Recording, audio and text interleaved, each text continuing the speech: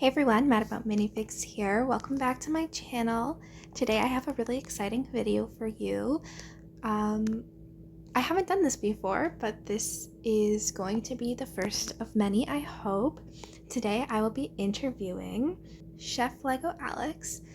I really want to do this interview series where I can give you guys a closer insight into some of the other members of the LEGO community. ChefLegoAlex is one of my good friends, and I'm very grateful that he agreed to do this interview with me. Due to logistics, we are not talking in real time. I sent him some questions to answer, and he sent them back to me, and I've edited it together. So if it doesn't sound like a natural flowing conversation, that's why. I think this is going to be a great video for all of you to really get to know Chef Lego Alex and maybe be introduced to his content if you hadn't heard of him before. So I'll just jump right into the interview questions. Hi Alex, how about you introduce yourself, tell us a little bit about you, your channel and your Instagram, etc.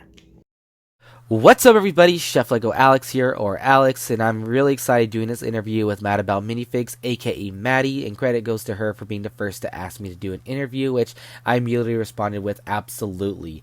She's a great friend of mine as well, so I'm really happy to be here, and the way to get to know me is that I'm a Lego content creator and Lego artist on both YouTube and Instagram, where I share content mostly involving Disney, where I talk about official images, rumors, leaks. I do my own mocks as well, especially my CMFs, give ideas of what characters could look like in Lego form. And I live down south of California, where it's nice weather but terrible to live in due to demand. But hey, we have Disneyland. Many are wondering why Chef isn't my name, and originally wanted to be an animator in high school, but was told by teachers that I had potential, but it had to be a lot more work when it comes to, like, because I wanted to be an animator for Disney, try to go to Cal Arts and all that, but they're like, well, you draw kind of good, but you got to draw faster, and I didn't think I was fast enough. So during that time, it was my sophomore year, and I took a culinary arts class because it was like an elective, and oh my gosh, this class was so fun.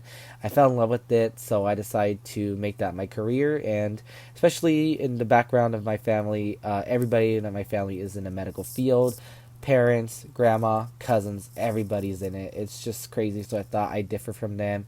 And that's basically why I took culinary arts. And I even graduated last year with my associates, as well as gained my degree to culinary arts. And I guess during that time as well, I actually took one child development class just out of curiosity, and I fell in love with it so much I decided to keep going with that, and that's kind of where I stand right now. So I'm actually trying to get the credentials of being a potential teacher, and instead of having all that culinary stuff go to waste, I thought I could teach kids to cook. So that's going to be my long run of Chef Lego Alex. So basically that's why the name Chef Lego Alex still stays. So yes, I really do love to cook, and I especially am a foodie.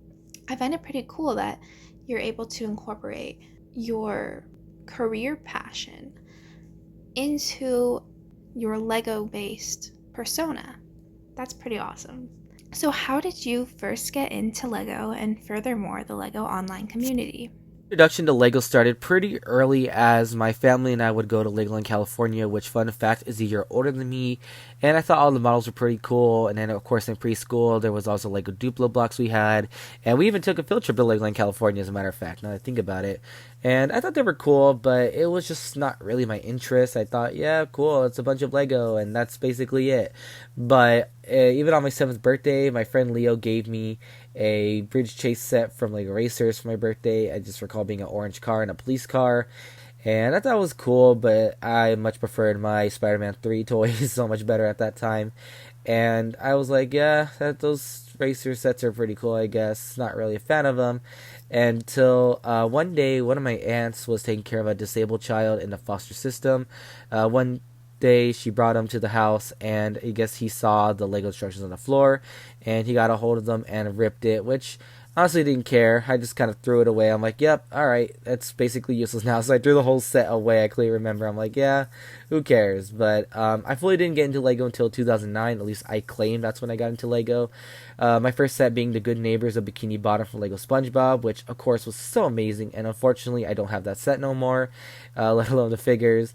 And then around that time, which was me in fourth grade, my friend Stetson, he loved Lego Star Wars, so he talked about them. And I got one Star Wars set. It was like that Walker set. It had like 4 clone troopers.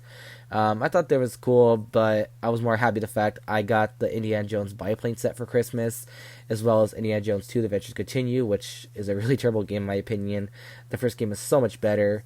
Um, Around that time as well, I got into the Toy Story 3 sets, the Cars 2 sets, but by 2012, I felt like I was too old for Lego as I hit middle school and I felt like I was ashamed for liking Lego.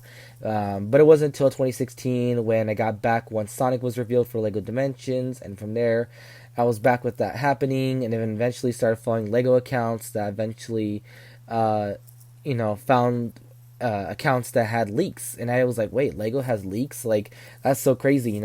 I think the first leak I saw was um, the Powerpuff Girls and Beetlejuice coming to Lego Dimensions. I was like, oh my gosh, that's crazy, it's happening.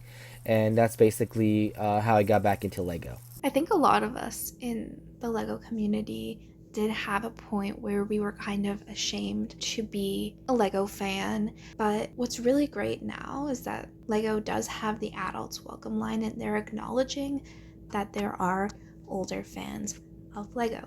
Next, can you speak to your passion for Disney and how you incorporate that love into your interest in Lego?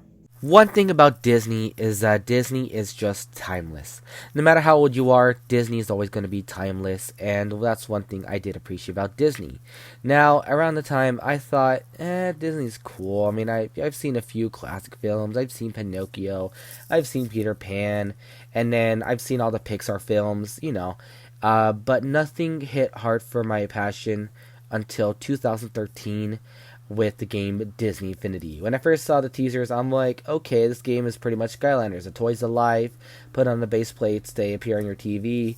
That's cool, I guess. And I guess the more I saw this game, I was like, okay, it's kind of cool. You got these play sets, you got the toy box mode where you can build whatever you want, no limitations for the most part. And I decided to get the game anyways. The game released the day I got the Wii U. I was so happy. My 13th birthday, I finally was able to afford the Wii U, the Nintendo's newest console. And I didn't get the game till Christmas. And I was so happy. I was like, oh my gosh, it's so cool. I remember my family, like a lot of cousins and everybody came over for that Christmas day, seeing the coolest thing I got, which was like figures and playing together. I was just so happy. I'm like, this is so great, and I was just enjoying it for what it was. I have all the figures. I still haven't got Peter Pan yet. I missed out years ago. But yeah, sadly the game is long gone. It closed down in 2016, which so happened that Lego made a Disney CMF around that time. And I thought it was perfect timing no matter how sad it was, so I decided to get the figures. And the only figures I was able to get, which I really wanted Peter Pan from all of them, I accidentally got Syndrome because I was swear I felt like a hat, but it was actually like a really frizzy, like crazy hair. So that's basically like, oh, I got Syndrome, and I thought at the end of it, why not just get them all? I love Disney so much, so why not? And that's basically what happened. And I also thought, like, hopefully one day, like, they do a series 2, maybe a Disney video game by TT Games, all that. And then Ash and Flash was doing, like, the design figures. He did his own, like, Disney CMF, like, photos. And it looked really good. And I was like, wow, that's so cool. And it got even better with last year with the Disney 100 sets. And then, of course, we got a Disney 100 CMF series. So I was like, yep, now we're talking. And that's basically how I got my Disney passion with Lego. And I know there's sometimes like, oh, what would you rather have, Disney or Lego? Like, and I'm like, yeah, I kind of like Lego because there is a lot of like non-Disney things they've done. Like, I love the Looney Tunes CMF. I also love, well, now Simpsons is Disney, so yeah, like they've done non-Disney sets, and I really do like those a lot as well. Well, I never did play Disney Infinity, but I always wanted to. It looks so cool. What was the Lego Ideas process like for you? Why did you choose Blue's Clues, and will you ever make other ideas projects? With Lego Ideas, I was skeptical about it because I wasn't really sure what to do, but then I took a chance and created two Disney themed projects, both being considered drafts because Lego Ideas believed that one of the sets was going to be a battle pack and the other one having new pieces. And I'm like, no, that wasn't the case, but I think that's a conversation for another day. But basically, what happened was around that time, Lego Ideas announced that both Sesame Street and Winnie the Pooh were going to become Lego sets. I thought, oh my gosh, that's perfect. Like, this is, makes total sense that they should be making sets based on nostalgia. And I think Sesame Street and Winnie the Pooh sold pretty well. As a matter of fact, I have both sets because that's how great they were. But basically, I was like, what childhood show should I choose from? And I was thinking, I'm like, all right. And as I like went through like YouTube or whatever, watched like, oh, remember this show, blah blah. Blue's Clues popped up, and I'm like, oh yeah, that's a show a lot of people grew up watching. It's very fondly remembered. It's very wholesome, and especially now that we're all adults, people are like looking up to Steve. You know, they're like, oh yeah, I remember when Steve left to college. That was the most like heartbreaking day of my life. You know, so I thought, perfect. Blue's Clues would be the Lego Ideas project I should do. So I thought, oh, it's just a house. I mean, yeah, you know, and you could like go crazy with the interior based characters that like very popular characters like Mr. Salt, Mrs. Pepper, Mailbox. Of course, you got Blue, and then maybe Magenta, Steve, of course. But then I thought, well, I also got to do the other two people that were part of Blue's Clues. So we got Donovan Patton's character Joe, you got Joshua Dela Cruz's character Josh from the reboot, and I thought, yep. Now it's coming full circle. Then I found out that outside of the U.S., there was actually different takes. So, like, Kevin Duwala was the host for the original show. I think, I can't remember the people from the Portugal as well as Japan, or I think Korea. There's other, like, hosts for Steve, and that's the crazy thing about it. So I'm like, oh, I wonder how that's going to work. But for so far, because, you know, it's America, Blue's Clues with Steve, Joe, and Josh. And that's basically what I went with. And yeah, it was wonderful. And then 2021 was that year of the 25th anniversary. So I thought, oh, perfect. Celebrate it that way. And as an adult, I literally watched the whole entire series, plus Blue's Room, plus little snippets of Blue's Clues and You, just to try to shoot as much references as I could to the Lego Ideas project. And in retrospect, I should have made a challenge like, oh, if you want this character, like, give me more votes. And I think that's how Bulldozer Bricks did that, the one who made the Lego Idea Sesame Street set. So I think that was a really smart way to, like, grab attention, and I really wish I did that in retrospect. And I was like, oh, there you go. There's Periwinkle. Oh, there's Green Puppy, you know. So that's definitely what I could have done. Now, since it's expired, will I ever bring this set back again?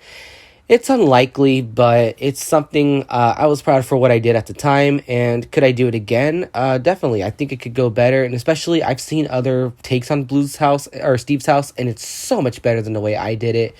It's actually funny because some of the cast from Blue's Clues does actually know about my project. Like, Steve Burns kind of knew about it. I paid him for cameo just to be like, yeah, Lego Blue's Clues, that'd be cool. Hi, Alex. It's me, Steve, from Blue's Clues. First of all, thank you so much for your donation. We really, really appreciate that. And I agree, Blue's Clues Lego set would be dope. I hope that happens. I have no say over any of that. I'm not involved in any of that stuff. I just kind of work there. But, yeah, that really would be awesome. I can see it. I can see the Lego mailbox. I can see the Lego thinking chair, certainly the house. Blue would be pretty hard to make out of Legos. But I think the Lego Steve, the Lego Joe, Josh, those are easy. Yeah, that would be really, really cool. It's a good idea. Anyway, it was great bumping into you like this. And thanks again. Bye.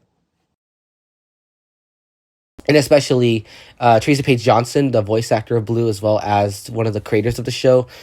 Also, Abigail Nicholson, who voiced Paprika in the Blue's Clues and You reboot, and she followed me as well. So yeah, it was actually pretty cool that some of the cast followed me and knew what it was.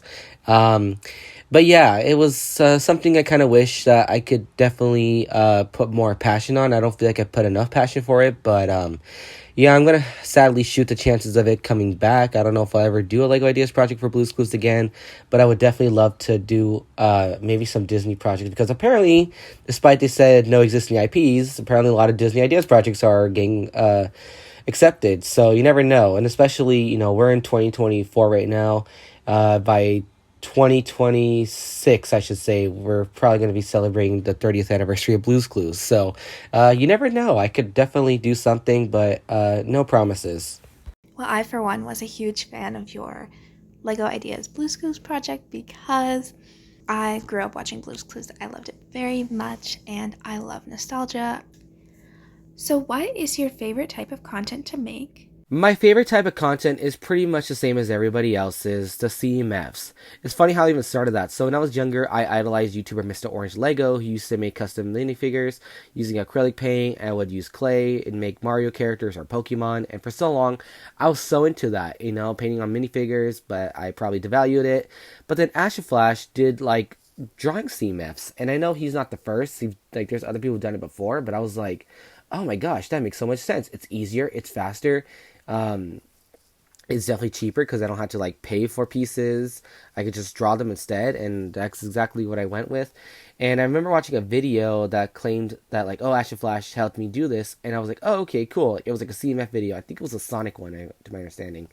So I'm like, all right, cool. Action Flash does collabs. So I remember messaging Action Flash. I'm like, oh, Action Flash, can we collab for a CMF, like a Pixar themed CMF, so we can work together? And he goes, oh, I'm sorry, I work with Just Do Good. I'm like, oh, okay, it's cool. So I decided to just make it myself with the app IBS Paint X, and that's the app I've been using since 2018, and it's been helping me since then. And it's great for editing, honestly. It really is. Basically, like, if you can't afford Photoshop, I think that's the app, yeah, Photoshop, use that. It's just as helpful. I don't know if I can make it like 4K quality, but it's really cool for that. And that's basically what I've been using. And I definitely got to make an update video on how to like redraw again, because I think my last video was pretty bad.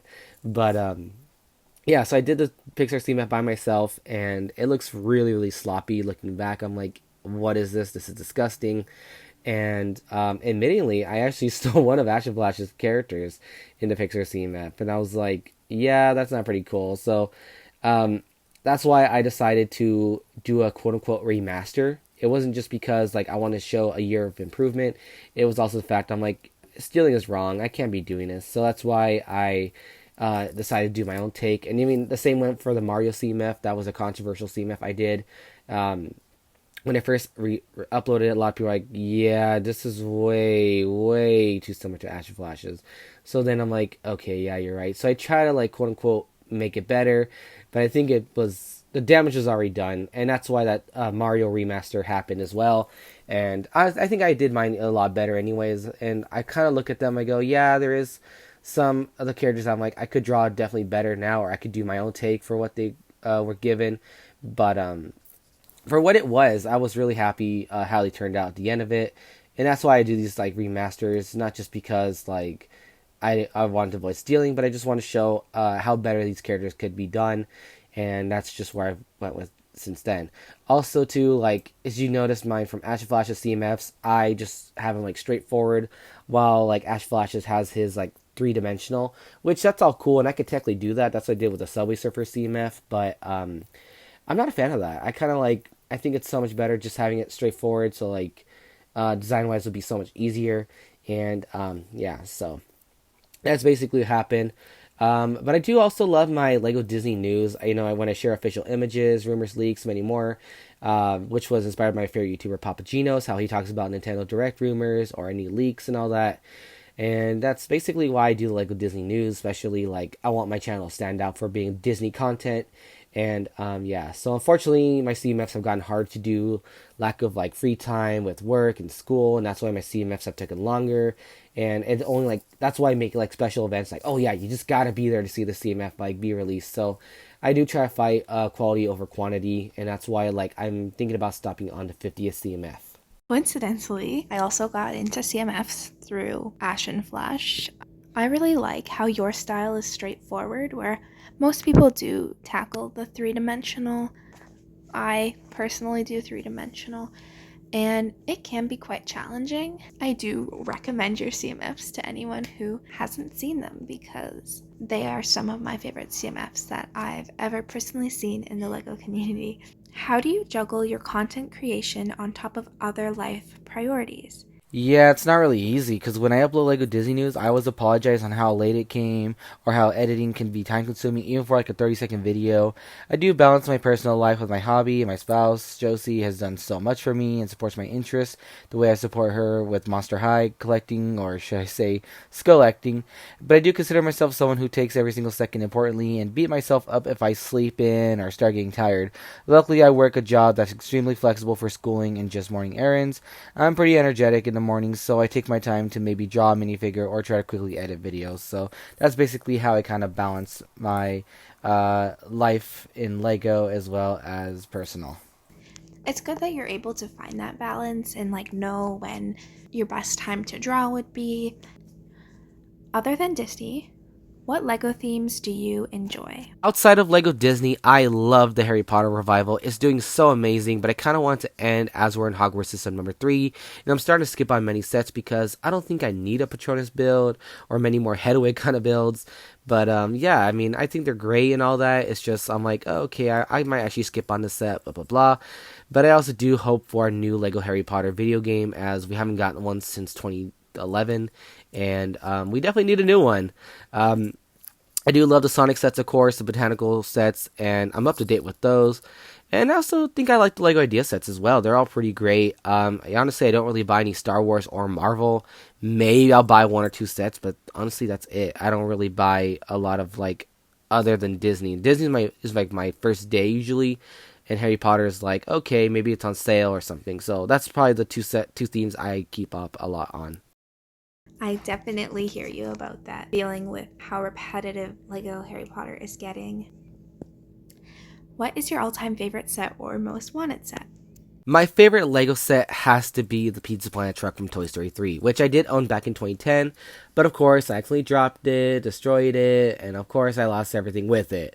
But I do hope for one day the Black Pearl from Pirates of the Caribbean will be in my collection, and surprisingly some Lego games I wanted as a kid, like Banana Balance or Frog Rush, which I heard Lego board games may return, so who knows, but I kind of hope I want to rebuy the Pizza Planet truck unless they like remake it the best way possible. I mean, the set alone is already great for what it was, but I'm really wondering, can they make it better? And like, I feel like next year with Toy Story celebrating 30 years of the film, we could be seeing Toy Story return for Lego, but you never know. That's pretty cool. I think that the Pizza Planet truck is a favorite for many that I've seen here in the LEGO community. If you could see any set get made, what would it be? A dream Lego set. That's a great question. Obviously, much more Disney sets, but I hope many for them to be dioramas. I fell in love with the dioramas more after I got the Peter Pan set, and the rumored Maleficent Dragon leak looks so amazing. But one diorama I'd love to see for sure is Beauty and the Beast. I think Alice in Wonderland deserves a diorama, as well as like Little Mermaid, maybe Under the Sea or Kiss the Girl. I definitely would love to see more Disney dioramas, and especially like there's just so many iconic scenes from Disney. Like you could really just keep going with Disney dioramas. When it comes to character-wise, I definitely would love to see like other characters from like underrated films like Milo from Atlantis or Kida, Jim Hawkins from Treasure Planet, and of course like the Disney animals like Simba, Bolt, Oliver Dodger. Like they'd be really great to see. But yeah, a lot more Disney sets with minifigures. That's definitely what I really want to see more. I kind of care less what the sets are, even though like I'm just like, all right, if the figure's there and we don't have them, that's all I want to see, and that's basically what I go with. But honestly, with these Disney minifigure sets, they're all pretty great for what they are. Even like something like the diorama where it was like $60 at a ridiculous price, but you got Wendy in that set, and I was like, all right, that's made up for it. I totally understand that feeling of like, as long as it's minifigures we haven't seen, I'm happy. That's the same way I am with Harry Potter. What has been your favorite project to create so far, whether it be CMF or a mock? My favorite project has to be the Disney variant CMF, where I gave Disney characters that either exist in Lego or designed by me under the costume or design. I had so much fun with it, hoping that one day I could do a Series 2. Sesame Street CMF and expansion mocks were also really fun because I got those done much more quicker than planned. And of course, being the pandemic, I was able to have more time and also quit my first job at the time. So free time up the air. A lot to list when it comes to CMF, which ones I like, which ones I don't. But when it comes to my mocks, I was surprised how well my Chinese New Year mock was, giving me over 1,000 likes on Instagram, which amazed me because I never got that many likes before. I love my wave of Ninja Turtles I did back in 2022. I wish I could make sets for Meat and Mayhem, which I would need many new pieces, and I don't know how to render on Blender or how to like mold anything, so yeah, that kind of hurts my chances. Maybe one day I'll play with Blender, but now is definitely not the time.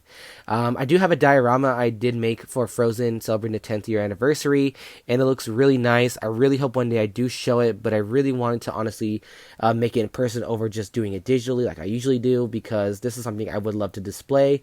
All I really need is just fern pieces in dark blue, and that would be it. But I do have two dioramas being done for my fiance, being one for Life is Strange, while the other one is Last of Us. And I know nothing about those IPs. She likes that stuff, and I thought, oh, I should do a diorama for you. So basically, the Life is Strange one is already ready to ship, and you're probably going to see that one way sooner.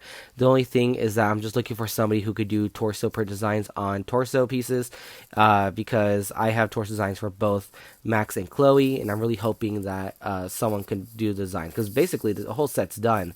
For Life is Strange, I already have figures for both Ellie and Joel, and that one's not really rushed because I do have the giraffe piece. I'm actually doing the diorama of the giraffe scene because that's what she wanted, and yeah, basically we're pretty close to getting that one done. You guys know someone who can print design? Let ChefLegoAlex know. Well, I am very excited to see your Last of Us diorama. My partner is very into The Last of Us. He got me interested in it too. The story is really good, so that's really exciting that you have that project to share. What is your favorite Disney movie and why? My favorite Disney movie. Oh my gosh, that's tough. I've seen all Walt Disney Animated Studio films from Snow White to Wish, all Pixar films as well, but I guess Walt Disney Animated Studios, I'd say Wreck-It Ralph, because that was definitely my rise to Disney passion as a movie about video game characters. I saw Bowser in a teaser trailer. I was extremely excited, and there was Skrillex in the movie, which, fun fact, I love techno and dubstep as well as Daft Punk, so do love that a lot. Sonic was in it, and the lesson of the film was something I always think about all the time. Unfortunately, the sequel was the worst thing I've seen from the Walt Disney Animated Studios, and get very nervous when Disney started doing these sequels again with Frozen 2. Frozen 2 was fine, honestly, for me, but I personally don't think Moana needs a sequel, which I believe was going to originally be a show, but became a movie instead. But Pixar-wise, I love WALL-E. There's something about WALL-E where I saw in theaters, excitingly, and literally have a whole collection of WALL-E merch, and even my blanket is WALL-E, so I really do love WALL-E. I do really think that Disney is making some unnecessary sequels, such as like this new Mufasa movie that's coming out. And then, if you'd like to say any closing remarks. I just want to thank you so much again for having me here, because I do hope another crossover in the future. Something I do want to say to the people listening is just to be yourself, and your ideas will eventually turn successful. I also hope you got to know ChefLegoAlex better now, and I hope I came off as someone to vibe with, and hope to talk more Lego Disney with you. And subscribe to ChefLegoAlex and Mad About Minifigs. Thank you, Alex, and thank you for being on my channel. I always know that you're the guy to go to if I have any questions about CMFs that I'm working on. You give great advice, and I love your content. So yes, everyone, subscribe to Alex, and big thank you to him for participating in this interview. I'm gonna end it here, and as always, if you like this video, please give it a thumbs up. If you want to see more content like this, consider subscribing to my channel and check out my previous videos.